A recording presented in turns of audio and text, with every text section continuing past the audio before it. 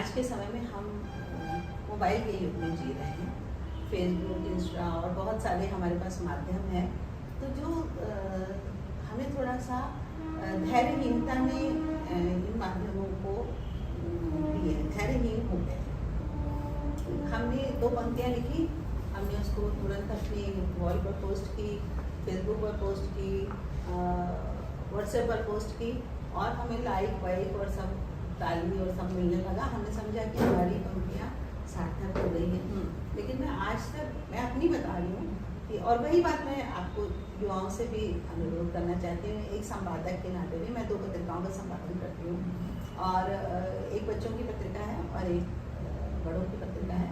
तो मैं संपादक होने के नाते भी ये बात कहना चाहती हूँ कि हमें जो है जब हम कोई रचना करते हैं, मैं अपनी भी बात करूँ कि मैंने जैसे मान लीजिए कोई कविता की या कोई कहानी लिखी, आलोचनात्मक लेख की बात अलग है क्योंकि वो तो दूसरी तरह का लेखन होता है। उसमें आप किसी की रचना पर, किसी भाव पर बात करते हैं, लेकिन मैं सृजनात्मक लेखन की बात करती हूँ। तो उसमें क्या होता है कि जब हम किसी रचना के साथ होते हैं तो हम उसके मोह में आ जाते हैं, मुझे ऐसा लगता है कि, और वो मोह जल्दी जल्दी ख़त्म नहीं होता।